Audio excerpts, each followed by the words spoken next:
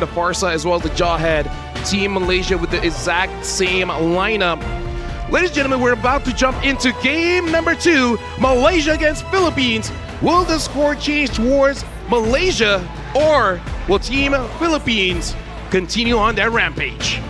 100% the same draft for Team Malaysia. They have muscle memory, they have recent mechanics, and they have Team Philippines' tendencies guiding them throughout this attempt to try and equalize, while Team Philippines end up with a very different mid lane duo. A lot of range control, a lot of burst compared to what they were playing with in game 1. Look at this, Nepomuceno is already going towards Team Malaysia's jungle, sees Hawk there, and gonna not contest for that one, showing respect in their early game. Instead of going for the mid, they might set up something against Hazik here. Hazik has to be careful. Looks like they're just gonna be happy with the Little Wanderer. Kayunu gets picked off, has to use the flicker, and Hazik with the Starlium stops the movement of Team Philippines, helping out Kayum. Hawk coming in with a quad shadow, threatening a good amount of damage on Pabigo. Pabigo wings on out of there. So mid lane, again, a little bit more proactive from Team Philippines. We saw a little bit of the gold lane there. Soriano gets the crab, so I'd assume that that's a win for him. Team Malaysia, I think they have to also respect how they play against Vinuya. Again, through the days and the almost week-long competition, we've seen Lapu-Lapus just get much, much stronger when they fight against Plenty. So that's something that they have to consider. Vinuya flickers on out. Yep. Shadow kill underneath tier 1. Ooh. De La Cruz might have regretted that.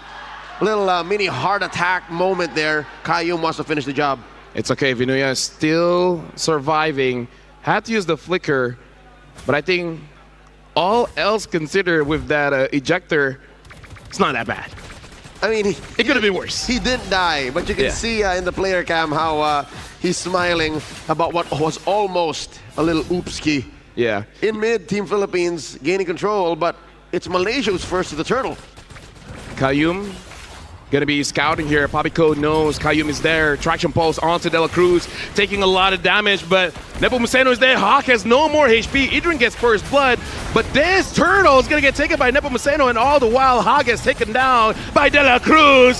Kayum is there, same as Elton with a huge I'm offended, as well as Don't Run Away Wolf King. Vinuya gets taken down as well, but Soriano is here to clean up. Flickers on out of there. Hazik tries to get a kill, and now it's 1v1. Oh. Soriano wins it out. Kill 1 with the kill. Close call. I could have sworn he was going to get more, but this early on, you can't expect a Granger to really want to step against 3 heroes. So the fact that he even rotated shows that Team Philippines, even in smaller rotations like that, have communications up as their #1 priority. But we're following a very similar trajectory. Malaysia with the kills, but Team Philippines with the map. De La Cruz is there. Hazi has to be careful. He finds De La Cruz. Gotta be careful there because he is rocking that. Whoa! Oh, Kayum gets a kill onto Soriano, so equalizing things out a bit. Flicker ejector gets onto Hazik, and now De La Cruz is in dangerous territories. Hazik secures the kill. Team Philippines wants to pressure this purple buff. Hazik might get taken down here. Able to use the regen. Idrin stops Pabico, and looks like he is happy just to zone Team Philippines away. Nepomuceno able to get that purple buff. So we're seeing De La Cruz risk life and limb just to repeat what happened in game #1. Operation choke out Hawk, because that was all for Nepomuceno to steal away the purple. Yep. We can definitely see some changes in Team Malaysia's rotation here. Protecting Hawk quite a bit more, not even going for those kills, making sure that he doesn't die as well as he doesn't lose out in his farm. 1,000 gold ahead here. Team Malaysia, Pabico gets found out by Hawk. Looks like Hawk just wants to get that Fed S-Strike before the turtle spawns. Turtle already up. Hawk, knowing the taste of what it's like to not have any farm, goes for a small camp, and then will eventually rotate. Kayum clearing out these brushes. That's a for ruin going in, not able to stop Nepomuceno from securing. Phantom Execution on out. Vinuya taking a lot of damage, reducing a lot of it too amongst the 4 members of Team Malaysia. Gets taken down. Idrin traded out for Soriano with a kill. Elton backing on out. Team Philippines will take that trade, getting the turtle for their EXP. But I feel like Hawk, as long as he doesn't die, he is pretty happy with that. Nepomuceno goes forward, and Bobby goes to the side. They want Hazik, they want Elton, but Kayum is there. Hazik gets taken down, and now Kayum wants to get Soriano. Gets the wrong basic attack. Elton gets away, but a double. And now that's like, what? 3 stacks on that Sky Piercer, that's 30. Team Malaysia understanding that if it's just raw damage, they cannot face Team Philippines right here, right now. So they get to go for the map instead. First turret taken down by Hawk.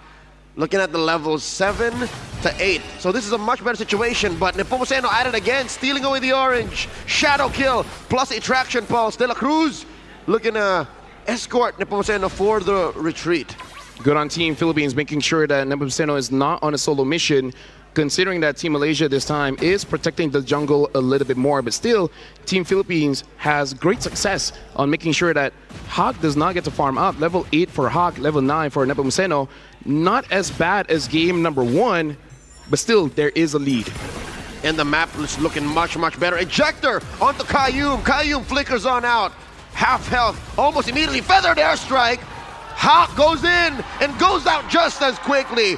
Pabico is monstrous with this feathered airstrike. They were not ready for that ult coming in from Soriano.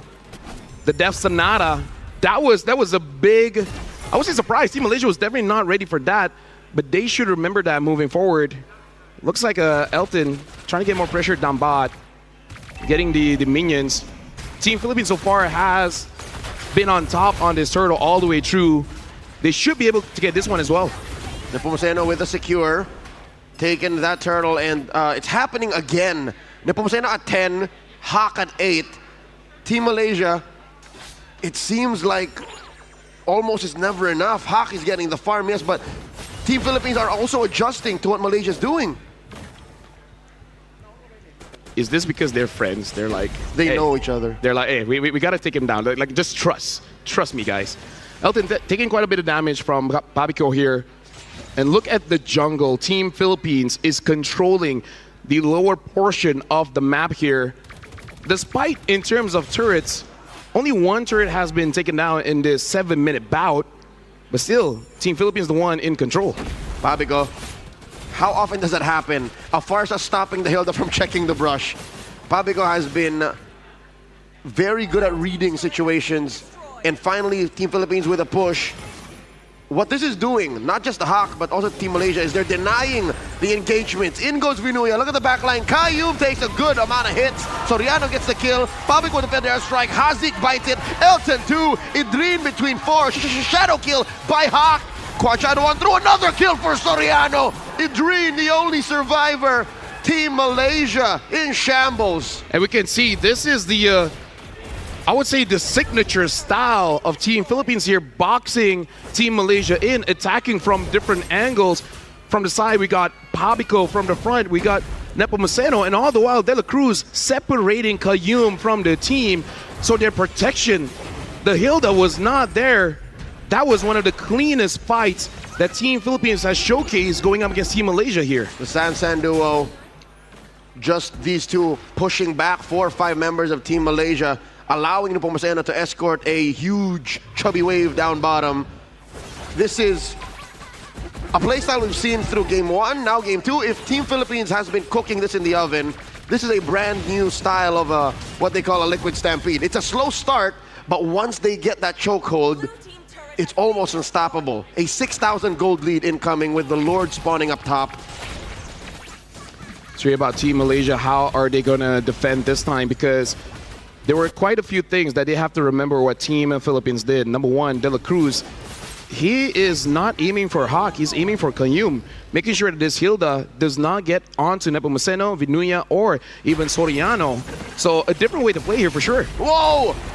The combo between the Farsa and the Jawhead. Idrin didn't even get to use his ult there. Pabico falls. Hawk gets out of there. Kayum is down. One more for Soriano. Triple kill on this Granger. Hazik just trying to push back that wave, and Nepomuceno finds his friend in Hawk. Hazik falls. It's a wipeout. And a maniac for Soriano. And with this wipeout, this should be Team Philippines closing out game number 2 here. Idrin has respawned. but don't think he can do much. Jawhead, Ejector, unable to get it, but Team Philippines